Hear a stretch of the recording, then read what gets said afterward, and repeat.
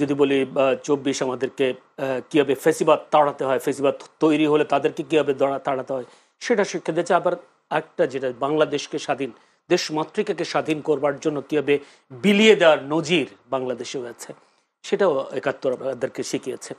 এই দুটোর মধ্যে যদি আপনাকে মূল্যায়ন করতে বলি বা ৭১-২৪কে আপনি কীভাবে দেখছেন? অনেক ধন্যবাদ। প্রথমে আপনাকে, আপনার চ্যানেলের সম্মানিত দর্শক এবং আমার সহ-আলোচককে আমার দল এনডিএম চেয়ারম্যান ববি হাজ্জাজের পক্ষ থেকে শুভেচ্ছা।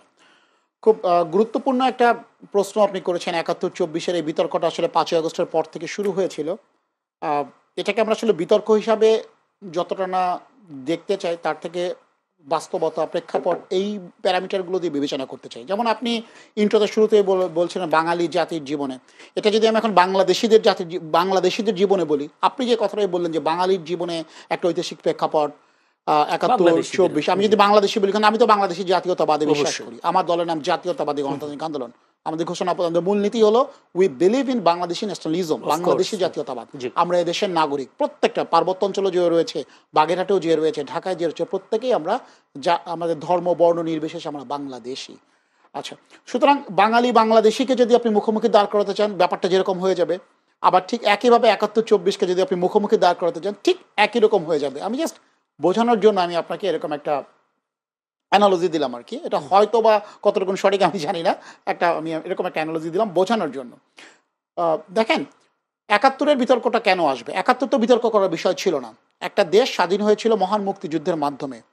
শহীদ রাষ্ট্রপতি জিয়াউর রহমান যখন বললেন উই রিভল্ট, তার যে সাহসিকতা, বিদ্রোহ করে এসে, ক্যান্টনমেন্ট থেকে বিদ্রোহ করে এসে স্বাধীনতার যে ঘোষণা তিনি দিয়েছিলেন, তার মাধ্যমে কিন্তু আমরা একটা নতুন জাতিসত্তার, একটা নতুন দেশের পরিচয় লাভ করার সুযোগ পেয়েছিলাম। তার আগে ৭১-এর আগের প্রেক্ষাপট যদি আপনি চিন্তা করেন, আমাদের অনেক জাতীয় নেতা রয়েছেন যারা ৭১-কে সংগঠিত করার জন্য ভূমিকা অবশ্যই রেখেছিলেন। আবার কেউ কেউ হয়তো ভূমিকা রেখে ২৫ মার্চে পালিয়েও গিয়েছিলেন, তাই না? ভূমিকা হয়তো ছিল, কিন্তু ২৫ মার্চে পালিয়েও গিয়েছিলেন। ২৫ মার্চ কে পালিয়ে? ১৯৭১ সালের ২৫শে মার্চ আপনি যদি শেখ মুজিবুর রহমানের কথা বলেন, তিনি পুরো জাতিকে অপ্রস্তুত রেখে হয়তো তিনি পালিয়ে গিয়েছিলেন, এ কথা আপনার বলার সুযোগ রয়েছে। এখন আপনি তার ভূমিকা ৭১-এর ২৫শে মার্চ পর্যন্ত তার ভূমিকা, ২৫শে মার্চ কালোরাতে তিনি হয়তো স্বেচ্ছা আত্মসমর্পণ করেছেন বা পালিয়ে গিয়েছেন, আপনি যদি এভাবে মুখোমুখি দাঁড় করাতে চান, যেরকম বিষয়টা চলে আসবে ৭১-২৪ও বিষয়টা প্রত্যেকটা প্রেক্ষাপটের সাথে রিলেটেড। ২৪ আমাদেরকে কেন ৭১-এর মুখোমুখি দাঁড় করানোর এই বিষয়টা সামনে আনলো? দেখেন, ১৯৭১ সালে যে মহান মুক্তিযুদ্ধের ইতিহাস, সেটাকে আওয়ামী ফ্যাসিবাদ নিজেদের দলীয় স্বার্থে ব্যবহার করেছে। ৭১-এর নাম ভাঙিয়ে যখন আপনি ব্যাংক লুট করবেন, ৭১-এর নাম ভাঙিয়ে যখন আপনি দিনের ভোট রাতে করবেন, ৭১-এর নাম ভাঙিয়ে যখন আপনি প্রত্যেকটা গণতান্ত্রিক প্রতিষ্ঠানকে হরণ করবেন, আয়না ঘরকে বৈধতা দিবেন, মানুষের মত প্রকাশের স্বাধীনতাকে কেড়ে নেবেন, মিডিয়াকে ধ্বংস করবেন, চামচা মিডিয়া তৈরি করবেন, ৭১-এর নাম ভাঙিয়ে যখন আপনি আলেম ওলামাদের উপর হত্যা করবেন, শাপলা গণহত্যা করবেন, বিডিআর হত্যাকাণ্ড করবেন, দেশের স্বাধীনতা সার্বভৌমত্বকে ভারতের কাছে বিকিয়ে দিবেন, তখন তো অবশ্যই ৭১-টাই প্রশ্নবিদ্ধ হয়ে যাবে। এটা তো আওয়ামী লীগ তার দলীয় স্বার্থে করেছে, ক্ষমতায় টিকে থাকার জন্য। হাসিনার ফ্যাসিবাদ কায়েম হয়েছেই কিন্তু ৭১-কে বিক্রি করার মাধ্যমে, ৭১-কে একটা সাইনবোর্ড হিসেবে দাঁড় করানোর মাধ্যমে। সুতরাং ৭১ একটা ৭১-কে বিতর্ক করার পুরো প্রচেষ্টাটা ছিল, এটা হচ্ছে হাসিনার নিজের হাতের কামাই, আওয়ামী লীগের নিজের হাতের কামাই।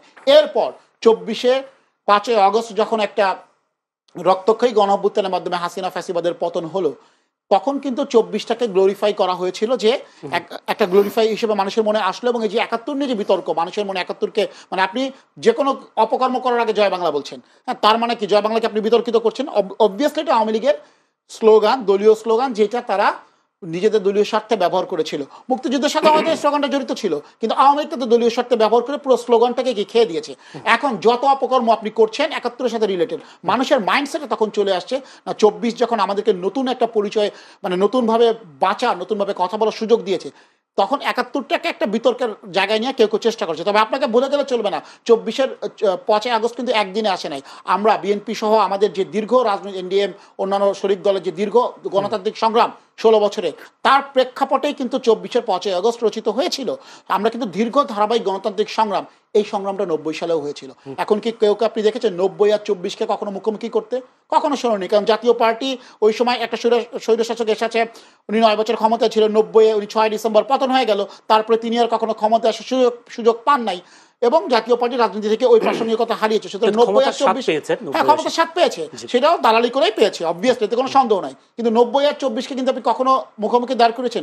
90ও কিন্তু আমাদেরকে নতুন করে সুযোগ দিয়েছিল, আমাদেরকে যেখানে আমরা হাতছাড়া করেছি, সুযোগ হাতছাড়া করেছেন এখানে, সেটা একটা বড় প্রশ্ন। তবে দেশনেত্রী বেগম খালেদা জিয়ার বড় অবদান ছিল 90 স্বৈরাচার পতন আন্দোলন।